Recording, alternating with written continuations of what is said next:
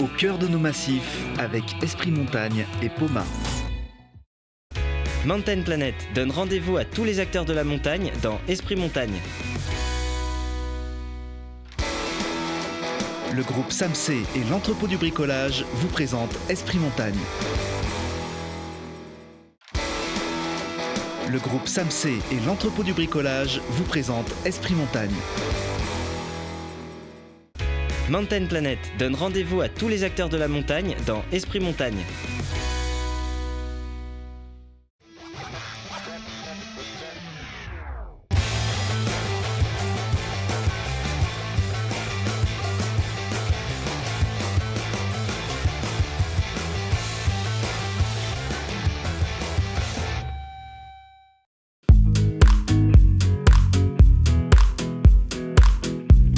Bienvenue à tous à Val d'Isère. Esprit Montagne ouvre les portes du critérium de la première neige dans des conditions un petit peu particulières. Laurent Davier, merci d'être avec nous. Oui, c'est tempête, nous sommes les pieds dans la neige. Du coup, l'épreuve du slalom a été annulée. Donc voilà, c'est une petite déception. On a eu la Marseillaise et l'annulation tout de suite. C'est une petite déception, mais d'un autre côté, il neige. C'est une bonne nouvelle pour les stations. Alors ça fait partie évidemment du ski, de cet univers de la compétition de ski. En tout cas, on est accueillis ici, nous, dans des très bonnes conditions. C'est aussi pour nous l'occasion de vous faire découvrir tout cet univers de l'organisation d'une épreuve de Coupe du Monde. C'est ce qu'on va faire avec nos partenaires de la Banque Populaire Auvergne-Rhône-Alpes, la BP Aura, qu'on va retrouver dans un instant bien au chaud. Pour l'instant, il s'est passé aussi pas mal de choses du côté des athlètes. On regarde, c'est le grand angle. Et pour mieux illustrer ce grand angle, Laurent, regarde comme il est beau ce drapeau. Alors il est à l'envers, hein ?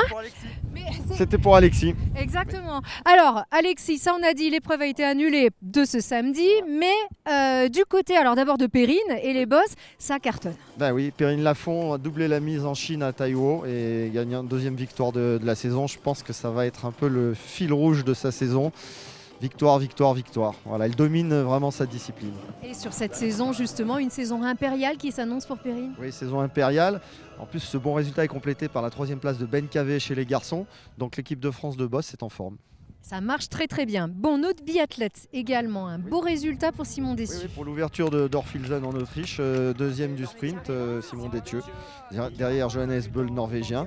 Donc voilà, les Français sont toujours là, les autres sont groupés dans le top 15. Donc voilà, ça veut dire qu'ils sont toujours dans leur pic de forme et c'est de bon augure pour le Grand Bornand qui arrive juste dans la ligne droite. Juste après l'Autriche. Exactement, avec cette émulation qui se met en place et le Grand Bornand, tout le monde l'attend, il arrive. Et puis bravo aussi, médaille d'or pour Laurent Davier, Orfilsen, voilà, du premier coup, ça c'est bon. Le bonnet, oui, Laurent, alors les bonnets du team Escoffier, voilà, c'est une initiative des frères Escoffier pour financer une partie des bourses pour les jeunes skieurs de Savoie-Mont-Blanc. Donc ils vendent des bonnets, ils reversent une partie pour financer ces bourses. Ces bonnets, on peut les avoir sur internet, hashtag Escoffier, ou on peut aussi ils seront disponibles lors de l'étape du Kandahar à Chamonix les 8 et 9 février.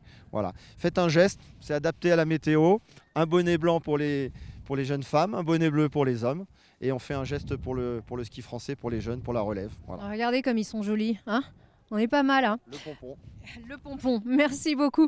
Alors le pompon, c'est un peu ses conditions pour nous d'ailleurs, Laurent. Oui. On va retourner, regarde, hop, on va nettoyer notre objectif et on retourne tout de suite sur la route de cette annulation à Val d'Isère, tout de suite.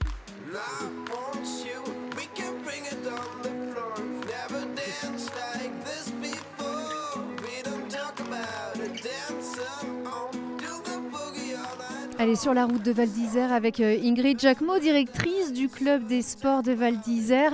Pour une première au critérium de la première neige, c'est un exercice un peu difficile. C'était pas une des meilleures conditions, on va dire. Après, c'est aussi un standard qu'on a chez nous à Val d'Isère, ces conditions météo qui arrivent parfois et on sait faire face. Après, on ne peut pas non plus se battre, on n'a pas les armes contre le vent et des choses qu'on ne maîtrise pas. Mais en tout cas, on a fait tout ce qu'il fallait, on a mis tous les moyens pour au moins arriver à livrer une course. Ça n'a pas marché, c'est comme ça. Est-ce qu'Ingrid, tu peux nous raconter cette nuit blanche, puisque vous n'avez pas beaucoup dormi, et sur la face de Bellewaerde qui était éclairée dans la tempête, on a vu des machines, des hommes, des femmes qui se sont, j'allais dire, échinés à enlever cette neige. Oui, il faut savoir qu'en fait, depuis un jour et demi, on a eu d'énormes quantités de neige qui sont tombées avec beaucoup de vent. Donc il y a eu des grosses accumulations sur les pistes à certains endroits. Il y a eu aussi une grosse sécurisation de pistes parce qu'on ne pouvait pas accéder hier dans la journée sur la face de Bellewaerde. Il fallait sécuriser toute cette partie de domaine skiable pour qu'ensuite les machines commencent à peu près à minuit à travailler, donc plus de 3 machines dont on a eu aussi un peu de casse parce qu'il y a eu des coulées. Enfin, ça a été des conditions assez difficiles. En tout cas, à 4h, même 3h30, les conditions de piste étaient vraiment très différentes. On a réussi à retrouver une structure de neige beaucoup plus compacte. Et ensuite, les lisseurs ont enchaîné pour commencer à lustrer, évacuer le surplus de neige fraîche. Alors on en a retrouvé un justement, un petit lisseur. Ce sont des jeunes qui bossent très tôt, très dur aussi dans la matinée, forcément un petit peu déçus aussi. Elle était comment la piste ce matin du coup ? Ce matin c'était bien, c'était tranquille, mais après il y a eu du vent, beaucoup de vent. Et du coup à 5h ça allait. Et là, mais non, plus maintenant. Ça va, mais il y a des grosses rafales à des moments. Voilà, du coup Ingrid Jacquemot, c'est le vent qui a fait la différence ? Disons que c'est le vent qui ne s'est pas arrêté et qui était encore annoncé jusqu'à 15h de l'après-midi sur les bulletins météo, qui ont fait que le jury, l'organisation ont annoncé l'annulation parce qu'il était forcément pas possible de commencer une première manche au-delà de 15h. Et là, on ne pouvait plus faire des retards, des reports de demi-heure en demi-heure. Donc c'est dur à encaisser, hein.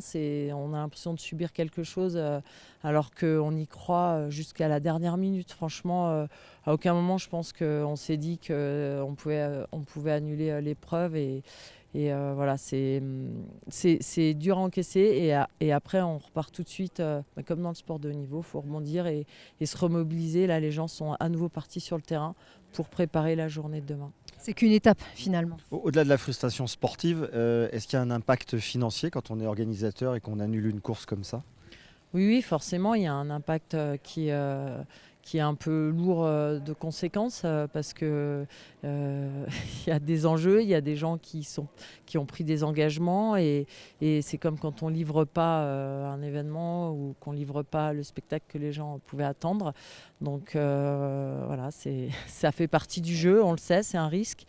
Après, j'ai envie de dire maintenant, on pense surtout à ce qui va se passer demain et le week-end prochain, parce que le critérium de la première neige, c'est 2 week-ends, c'est 2 semaines de course et de préparation de course d'affilée, donc c'est un très gros morceau et il faut être, on va dire, consciencieux jusqu'au bout pour livrer ce qu'on doit livrer en termes d'excellence de course.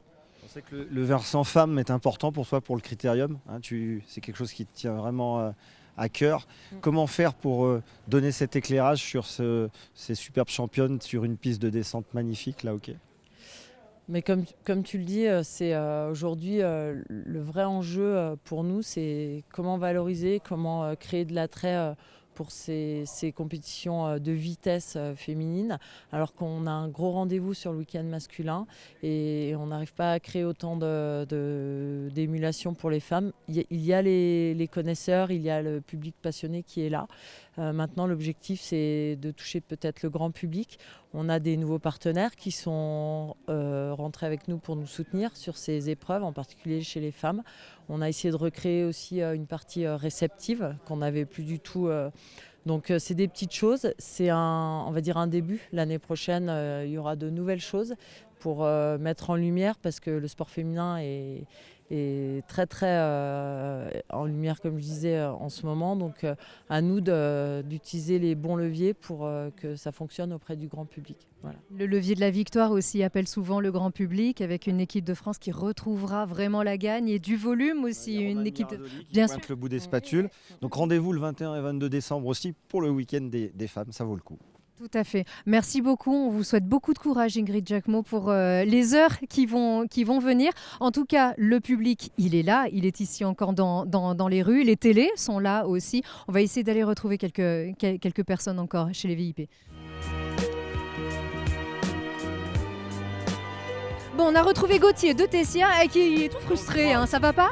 Mais bien sûr que je suis frustré. Écoute, ils ont travaillé depuis minuit d'ailleurs. Il y a une équipe minuit, une équipe à 4h du matin. Je suis allé voir le terrain, c'était super. Et puis là, on voit que les conditions, elles sont meilleures. Le vent qui a baissé. Évidemment, on est super frustré. On avait Alexis, Clément qui partaient dans les 7 premiers. Et puis tu vois, on est chez nous, quoi. On est à Val d'Isère. Donc évidemment, il y a beaucoup de frustration. On adore cette course de Bellevarde. Et ben malheureusement, voilà, on n'aura pas le géant. On aura le slalom demain. Bon, on aura quoi quand même de se rassasier. Gauthier, est-ce qu'il n'y avait quand même pas un risque à ce que la course ne soit pas, juste, équitable avec les conditions ? Oui, alors moi je vais te donner mon avis perso, évidemment il y aura un petit peu de tout, mais moi je crois que le ski c'est ça aussi, et si tu veux, ça fait quoi, 60 ans qu'on fait le critérium, je pense qu'il y a eu des critériums déjà dans ces conditions, voire pire si tu veux, et je trouve que de temps en temps on regarde un peu, on dit il y a un peu de vent, tout ça, donc on fait pas. Oui, ça aurait pas été équitable, tu as raison, mais quelque part, je pense que cette course, elle aurait dû avoir lieu parce que c'est du ski, on est en extérieur, et puis surtout récompenser tout le travail qu'il y a eu, je le répète, ça a été énorme. Franchement, la piste, elle était bien ressortie. Il va falloir retravailler demain, tu vois, c'est dommage quand même. Comment on gère quand on est athlète un report comme ça ? Comment on se remet en mode course alors qu'on a peut-être préparé toute la nuit, toute la matinée cette course ? C'est très difficile. Déjà, comment on se prépare quand c'est aussi long, c'est déjà très compliqué au départ. Et c'est pour ça d'ailleurs que les athlètes se sont un petit peu énervés et que ça a dû jouer un petit peu dans la décision. C'est très long, on attend les reports, on a froid, il faut se réchauffer, il faut se remettre dedans. Donc ça, c'est très compliqué. Après, pour cette décision de demain, oui, ça chamboule un peu tout, si tu veux. Je crois que les slalomers... il y en a qui avaient peut-être un peu lâché, il va falloir qu'ils se remettent dedans. C'est un contexte un peu spécial, mais c'est leur sport aussi, ils ont l'habitude, c'est un sport d'extérieur, ils vont vite se remettre dedans. Mais ces attentes comme ça, c'est vrai que c'est un petit peu trop long. Et toi, tu es passé par là aussi. Souvent ? Oui, souvent évidemment, et puis extrêmement souvent aussi quand je suis allé après sur la vitesse, et là c'est encore un autre sport si tu veux, parce que là il faut être ultra patient, des fois on passe la journée à attendre, mais on prend des décisions un petit peu plus tard si tu veux, tu vois, on va dire, on se retrouve à 14h pour un départ. Là ils ont fait des reports toutes les 30 minutes, les 15 minutes, c'est ça qui a été dur nerveusement aussi pour les athlètes, alors que c'est vrai que quand on est en vitesse, c'est extrêmement long, mais il y a des décisions qui se prennent, on va dire, toutes les heures ou toutes les 2 heures. Décidément, l'an passé aussi, le Critérium avait reçu beaucoup de neige, mais les courses avaient pu se disputer. Non, il n'y avait pas eu le slalom. Le slalom, non. C'était annulé le dimanche, voilà. Mais là, on aura, je pense, un slalom, ça sera bien. Il y a toujours une course sur deux, mais le public, en tout cas, était content d'être ici. Il y a beaucoup de monde ici. Mais oui, on a été vachement surpris. C'est vrai que dans la tempête du matin, On va essayer de finir cette émission c'est entière. pas simple, Dans la tempête du matin, il n'y avait pas beaucoup de monde. Et puis finalement, tu as vu, tout le monde est arrivé. Mais ça aussi, c'est l'effet Alexis Pinturo, Clément Noël. On a quand même 2 skieurs qui jouent aux avant-postes et donc on a le public qui vient. C'est l'année post-Marcel Hirscher, donc on sait, les Français savent qu'il y a quelque chose à faire. Évidemment, il y a des places à prendre, mais ils sont super forts. On a un très talentueux Clément Noël qui est en train de monter. Et puis Alexis qui est en train d'être très bon sur plusieurs disciplines et qui est peut-être le futur numéro 1 mondial. On l'espère. On l'espère aussi. Merci beaucoup Gauthier Merci de à Tessia. vous. On a retrouvé justement quelques supporters français et eux, ils n'étaient pas tellement déçus que ça parce qu'au moins, ils savaient qu'ils passaient un bon moment dans une ambiance à la fraîche, mais une bonne ambiance. On n'est pas triste, on sait que ce sera demain, on est encore là demain, on gardait l'espoir jusque, voilà, ça a été décalé, c'était 9h, 9h30, 11h, puis 11h30, voilà, c'est annulé, c'est la vie. On est quand même... Nous sommes très contentes quand même, il y a Voilà. une excellente ambiance, il y a beaucoup de monde, on rigole, il y a de la musique, voilà. Il y a des rafales de vent, il y a... Pour les skieurs, je pense que c'est peut-être un soulagement. Allez les bleus! Bon, il y a des avantages aussi dans une annulation, c'est qu'on a plus de temps pour se parler avec les personnalités. On est ici à l'espace VIP. Alors, pas que VIP d'ailleurs, ça bosse dur avec Lucho, hein, ça va ? Voilà, nous on est ici avec France Télévisions pour retransmettre sur France 4 et c'est vrai que c'est une annulation, c'est toujours dommage. Tout d'abord pour ceux qui organisent, parce qu'ici le club de Val d'Isère, ça leur tombe aussi quelques fois dessus, notamment l'année dernière, mais en tout cas à chaque fois ils essayent de faire un super boulot, donc c'est à eux qu'il faut penser en premier, ceux qui ont vraiment travaillé sur la piste. Après nous, au niveau de la retransmission, c'est aussi un tout petit peu dommage. Voilà, quand on essaye de montrer du ski sur les antennes de France Télé, c'est un petit peu dommage, mais voilà, la montagne c'est comme ça, on a tous besoin et envie de neige. Et c'est important de voir aussi un Noël qui se prépare super bien. Tout à fait, c'est toujours la montagne la plus forte, de toute façon. Alors moi, Lucho, j'ai envie de demander des nouvelles d'Estelle. Comment va-t-elle ? Non, Estelle va très bien, donc elle va courir mardi à Courchevel. Estelle fait un bon début de saison, parce que elle a été blessée l'année dernière, elle a reculé dans les classements mondiaux, à elle de se refaire, un petit classement, mais en tout cas elle skie assez bien, vite. Bon, il y a quelques sorties, elle se met une sorte de petite pression, mais voilà, Estelle a le potentiel de faire de bons résultats et moi j'espère pour elle qu'elle passe une saison en construisant et qu'elle finisse qu'elle fasse toute la saison et qu'elle finisse la saison, qu'elle soit au moins à l'intérieur de la première série, dans les 15 premières mondiales, et on a largement les moyens. Donc voilà, tout va bien. Au-delà de ton activité de consultant pour France Télévisions, ton activité actuellement, c'est quoi ? Vous savez, ça bouge beaucoup. Hein. Mais là, on est bientôt à Noël et janvier, c'est le Dakar pour encore une fois avec France Télévisions. Après, je repars au Canada à faire de l'héliski comme chaque année.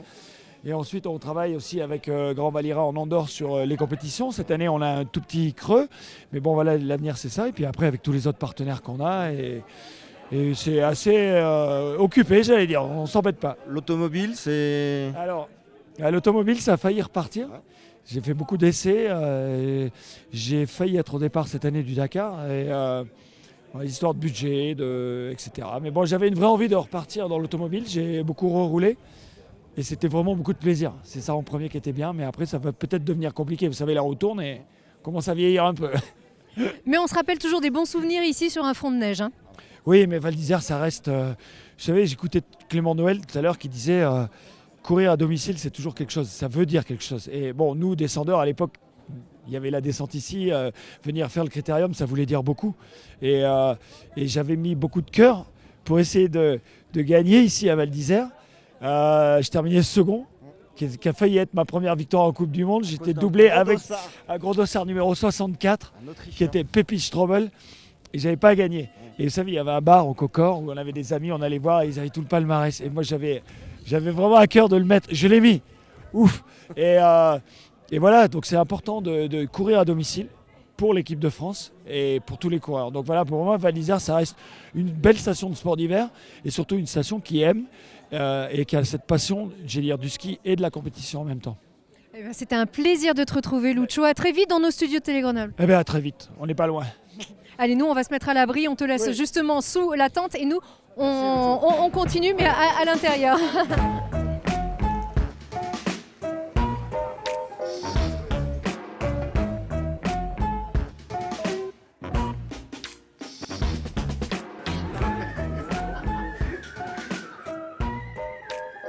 On a trouvé un refuge très agréable, l'hôtel des Barmes de l'Ours, juste à côté du front de neige. Au pied de la face. Ah oui, on est quand même pas mal ici. Merci beaucoup d'ailleurs à cet établissement de nous accueillir avec un des acteurs les plus engagés dans le monde du ski et notamment du ski de compétition, Laurent. Oui, la Banque Populaire Auvergne-Rhône-Alpes, avec Sandrine Richard, directrice de la communication de la BPORA, et Vincent G, responsable des partenariats sportifs. Vincent G, qu'on retrouve, tout va bien ? Ça va ? Pas trop mal. C'est une nouveauté, ça ? D'aller bien ou de... Non. Non, c'est une nouveauté d'être ici. J'étais de l'autre côté de la casquette l'année dernière et là, c'est un critérium un peu différent pour moi. Sandrine, c'est votre deuxième critérium de la première neige. Comment vous ressentez cette ambiance de compétition ? Oui, alors tout d'abord, je voulais vous remercier de m'avoir invité dans cette émission. Je suis ravie d'être à vos côtés.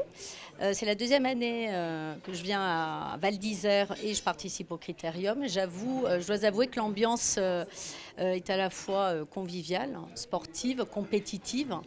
Et je sais que c'est le point de départ du lancement de la saison de ski, mais c'est également pour nous, BPORA, le lancement d'un événement qui nous tient à cœur, ta première Coupe du Monde.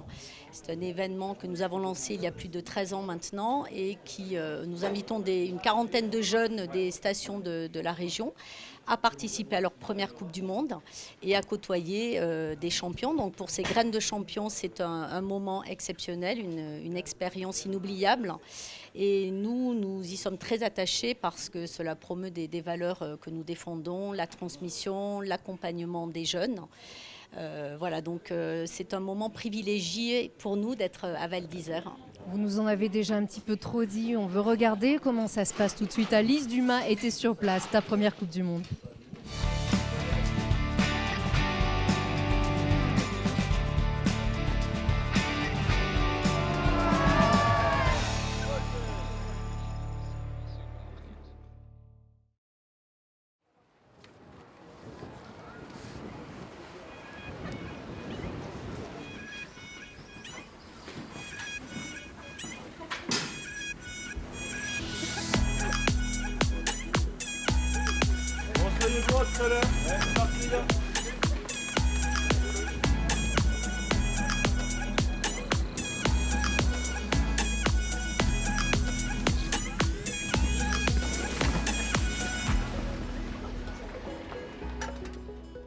Ma première Coupe du Monde est une opération que nous accompagnons depuis déjà un très grand nombre d'années. Elle est exceptionnelle parce qu'elle est au cœur de tout ce qu'on fait au cœur de l'écosystème du monde de la montagne et du ski.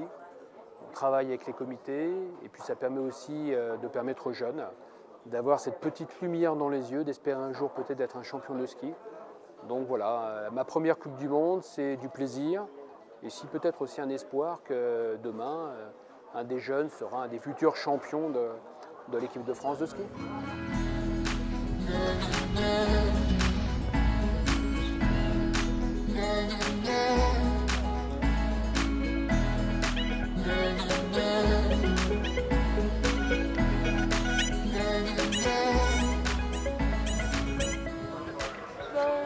Ça fait bizarre quand même parce qu'on a l'habitude de les voir à la télé, mais en vrai, tout à l'heure il y avait Henrik, il était juste ici, donc voilà.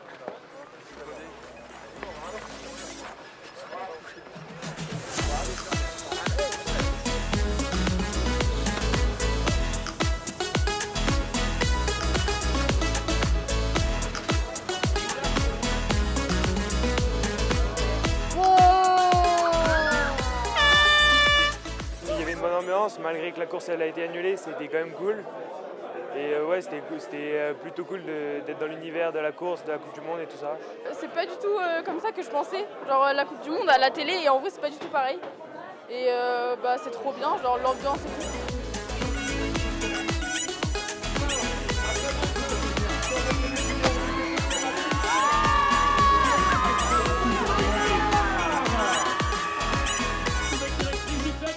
C'est la DER de la première Coupe du Monde, oui.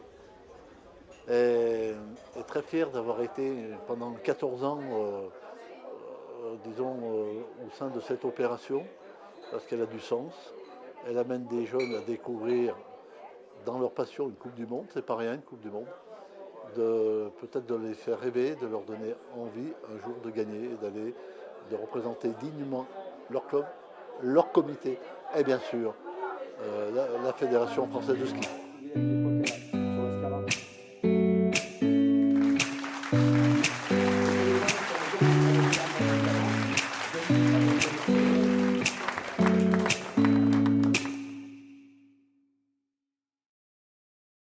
Des dizaines de jeunes pour une expérience inoubliable, surtout que peut-être que dans quelques temps on retrouvera certains de ces jeunes sur les pistes au plus haut niveau.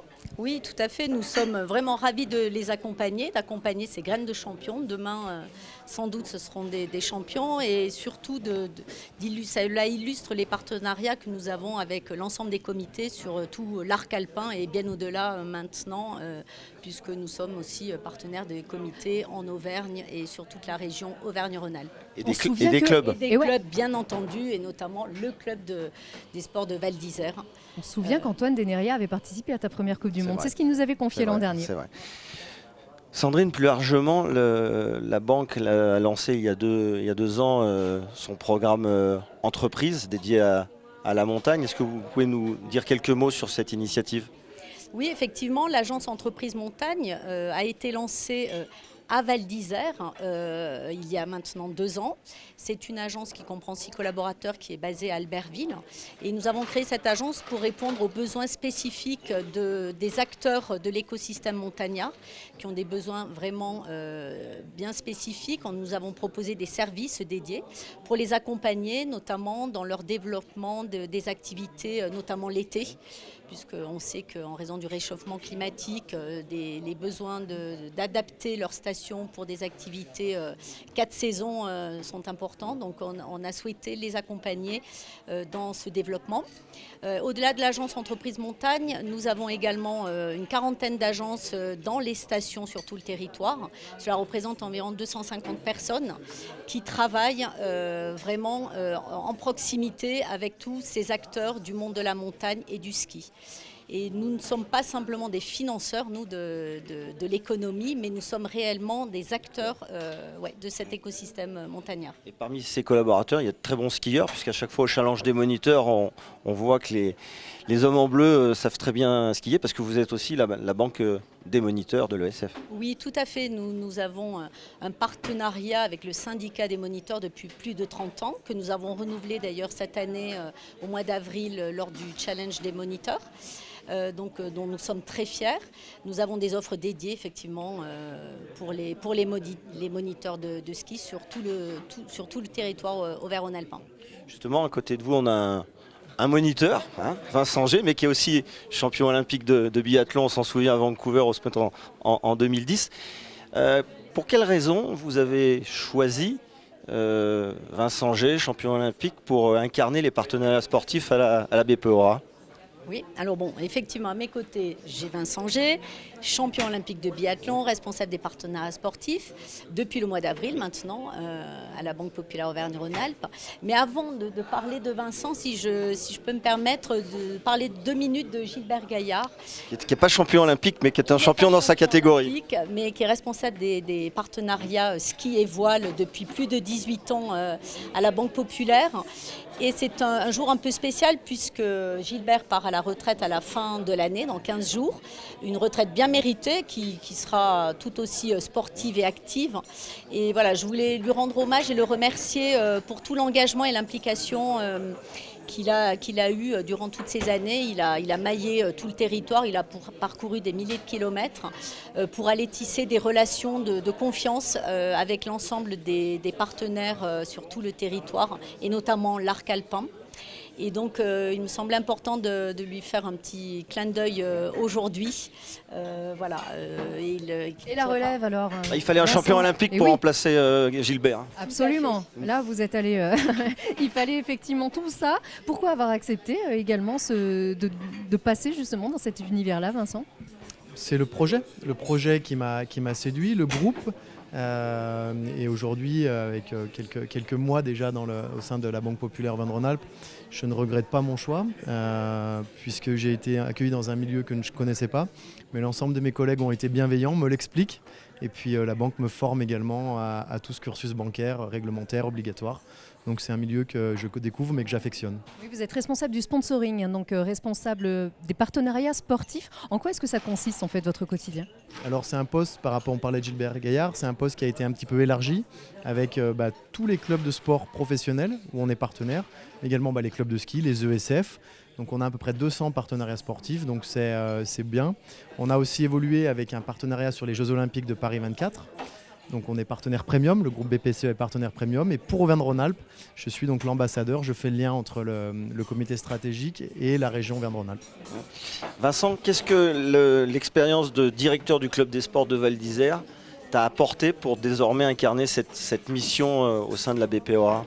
Bien sûr que l'expérience du club de Val m'a apporté. C'est quand on est athlète de haut niveau et qu'on passe directeur d'un club comme celui de Val d'Isère, on arrive, moi je ne savais pas comment marchait un canon à neige, je ne savais pas ce que voulait dire une injection de piste, un filet B, un filet A, je connaissais rien, j'étais une carabine. Moi non plus, je ne comprends pas qu'est-ce que c'est en fait.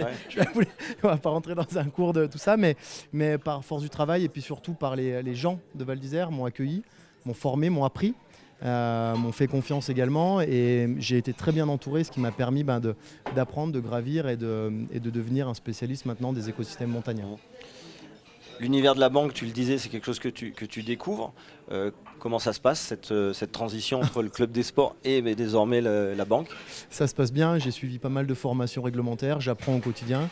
On va encore continuer les formations pour que je ne sais pas si je deviendrai un spécialiste des taux d'intérêt, etc. Mais que j'ai les bases du métier, que je puisse comprendre surtout le travail de mes collègues du réseau. Voilà. Ça se prépare aussi, ça. Est-ce que vous aviez préparé ce type de reconversion-là ? Non, vous savez, la reconversion pour un sportif de haut niveau, c'est quelque chose qui n'est pas facile, qui est même très compliqué. Et ce qui est plus compliqué, c'est pour ça que j'en profite pour remercier les Avalins, c'est d'avoir cette première main tendue qui vous fait confiance, qui croit en vous, même si vous êtes jeune. Je suis tombé dans un écosystème, dans un village à Val d'Isère où j'ai sûrement fait des bêtises. Et les Avalins, on dit que c'est des gens qui ont un fort caractère. Mais quand ils aiment quelqu'un ou qu'ils sont tous soudés, c'est une machine de guerre et c'est une station qui va et qui vibre à 100 à l'heure. Et j'ai eu la chance d'avoir cette main tendue et je peux que les rendre remercier aujourd'hui. Vincent, tu es ce qu'on appelle un Olympien, comme dit Jean-Claude Killy. Quand on est champion olympique, on devient dans la famille olympique, on est un Olympien. Tu vas aussi avoir une casquette avec Paris 2024. lié au fait que la BPORA appartient au groupe BPCE. En quoi va consister ce rôle d'ambassadeur ?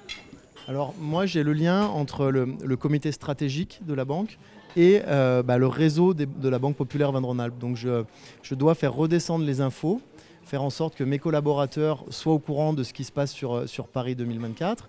Mais également, il y a des événements organisés en région. On a eu des événements internes à la banque avec des Olympiades qui ont lieu au mois de septembre dernier. On a eu le relais BPORA qui a maillé tout le territoire avec des étapes de banque à banque sur 3 semaines, 21 jours, qui a mobilisé plus de 600 collaborateurs. Donc il y a tout cet écosystème olympique qui est organisé. Et puis finalement, ce sont des univers qui ne sont pas si éloignés. La banque, être un athlète de haut niveau, vous êtes formé aussi pour remplir des objectifs, pour parfois faire face à l'adversité, l'imprévu. C'est exactement ça, l'imprévu, l'adversité.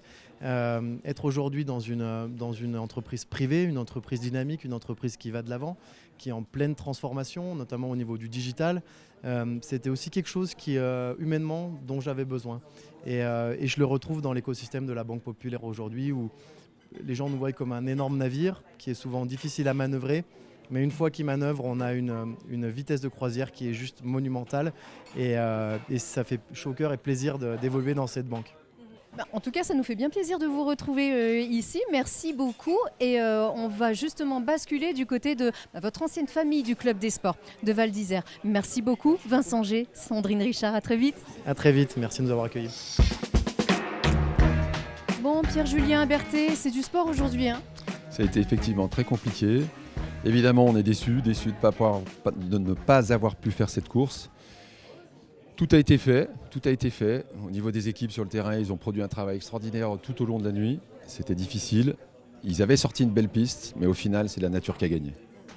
Alors pourquoi c'est du sport ? Vous êtes le président du Club des Sports de Val d'Isère. Justement, en quoi est-ce que vous vous impliquez ici chaque jour ? En quoi ça consiste en fait votre mission, la mission du Club des Sports sur l'organisation d'une Coupe du Monde ? Alors là, elle est très très vaste, même si dans l'opérationnel quotidien et même préparatif, c'est surtout Ingrid Jacquemot qui accomplit cette tâche-là avec toute l'équipe du Club des Sports, puisqu'on compte pas mal de salariés, 11 en hiver. En dehors de ça, moi je suis là pour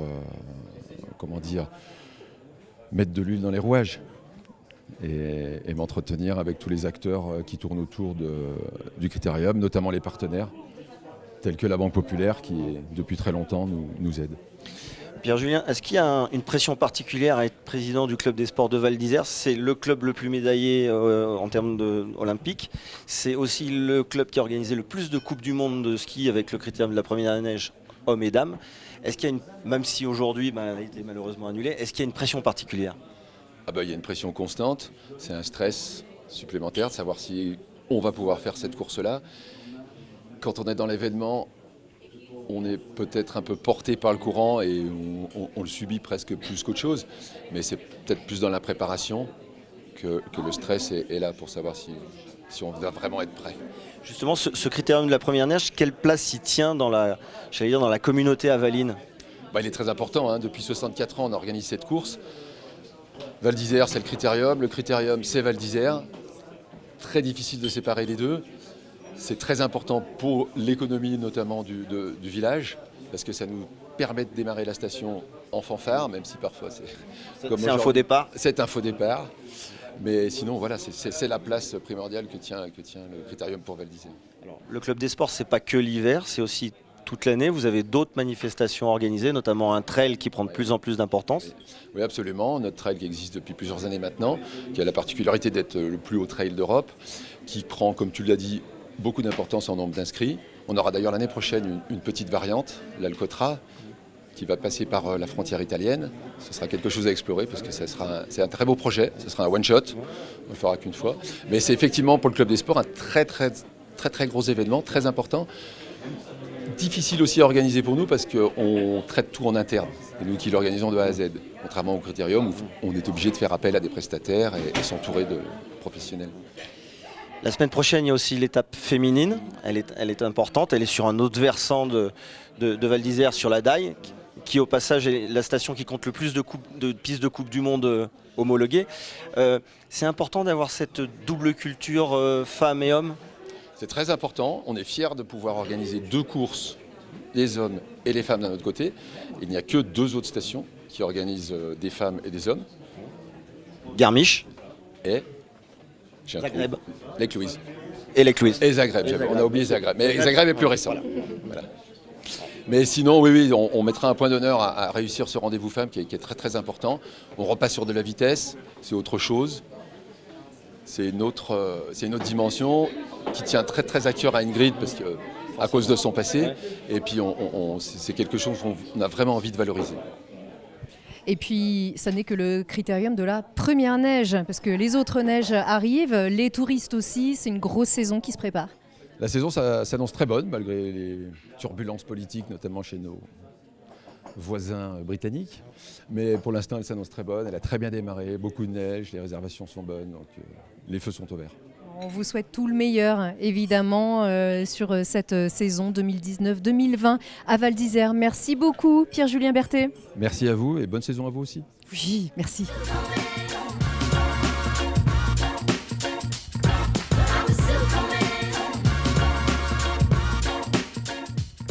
On est ici dans les coulisses du tirage au sort des dossards pour la course de demain et on retrouve Alex Pasteur, Monsieur Ski sur France Télévisions. Comment ça va, Alex ? Bonsoir, ça va très bien. Je suis ravi de remettre un pied dans la neige à l'occasion du critérium de la première neige à Val d'Isère.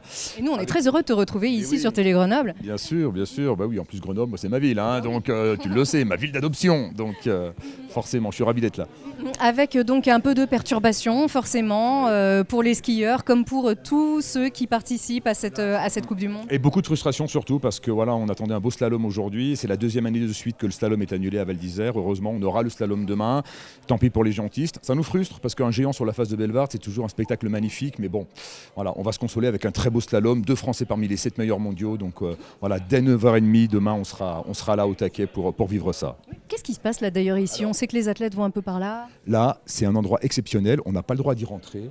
Là, on a les 15 meilleurs slalomeurs du monde qui patientent avant d'aller tirer au sort leur dossard pour la première manche de demain à 9h30. Donc là, c'est vraiment un endroit qui est très très cloisonné. On n'a pas le droit d'y rentrer, comme je l'ai dit. Voilà. Et on a Ramon Zenhauser, on a Dave Riding, on a Alexis Pinturo, on a évidemment Clément Noël, et Marco Schwartz, ils sont tous là, Michael Matt. Et c'est un endroit très très très très très très cosy. On va essayer de les avoir, ils vont essayer de nous dire un petit mot tout à l'heure. Bien sûr. Non, mais en plus, le tirage au sort, c'est un moment quand même assez convivial, assez cool. Là, ils sont entre eux, on les laisse, mais après, ils seront sur la scène pour le public et là, on pourra parler avec eux, évidemment. Avec les pom-pom girls, bien sûr. Bien sûr. Pas de course aujourd'hui, on a quand même un beau résultat à fêter aujourd'hui, on est très content, la 3e place d'Emilien Jacquelin. Premier podium dans la carrière d'Emilien Jacquelin, le biathlète du Vercors, exactement, qui a terminé 3e de la poursuite d'Orphiljon. J'ai regardé ça, j'étais à fond, j'étais à bloc avec Simon Détieux, ils se sont livrés une bourre exceptionnelle, c'était un super moment, comme le biathlon nous en offre tous les week-ends. Voilà, donc premier podium, un de plus. Bienvenue Emilien Jacquelin dans la grande famille du biathlon français. On est très content, ça promet une belle saison, une belle saison de biathlon avant le Grand Bornand. Elle est bien lancée, elle est très bien lancée la saison, notamment pour les biathlètes. Maintenant on attend les Alpins demain avec le slalom et là on a 2 grosses chances françaises, Alexis Pinturo, Clément Noël qui vont partir parmi les 7 meilleurs mondiaux, donc ça va être top. Ça va bien se passer, on souhaite une très belle saison aussi à notre ami Alex Pasteur et puis une bise à France Télévisions de notre part. Avec grand plaisir.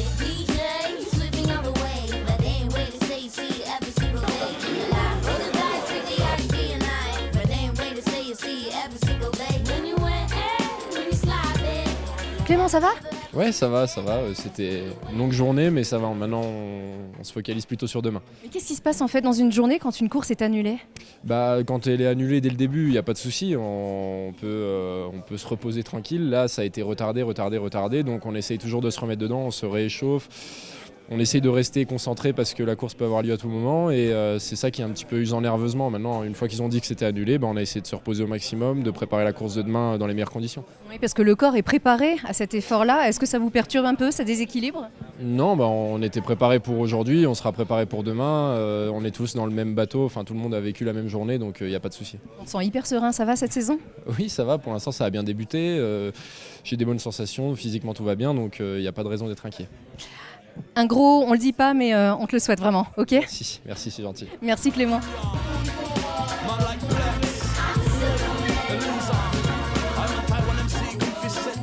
Et avec Victor Muffat-Agendé pour conclure cette émission, comment ça va Victor ? Très bien, finalement la journée a été presque aussi chargée que d'habitude, même si on n'a pas couru, donc on est dans un processus normal et demain tous les feux sont au vert pour qu'on ait un beau spectacle.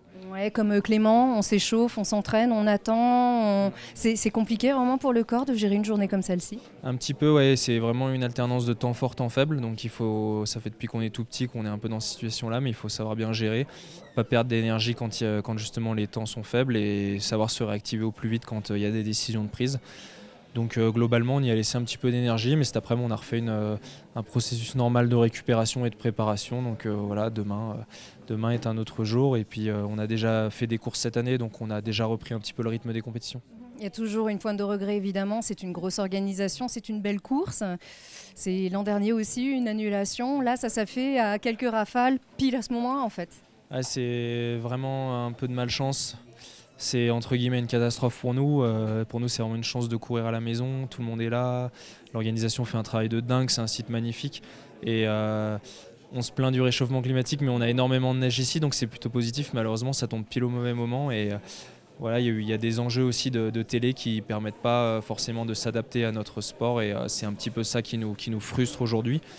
Mais il faut savoir accepter et pas perdre d'énergie là-dessus non plus. Voilà, c'est aussi une gestion à avoir. Et demain, il y a quand même une course, donc à nous de nous exprimer pleinement. Merci beaucoup, Merci. Victor. Merci, bonne soirée. Et bonne chance. Voilà, ainsi s'achève toute une journée très mouvementée ici à Val d'Isère pour le critérium de la première neige. Merci encore à vous tous de votre fidélité. Merci à Laurent Davier et Ski Chrono de nous accompagner encore pour cette saison. Passez surtout d'excellentes fêtes et on se retrouve en 2020.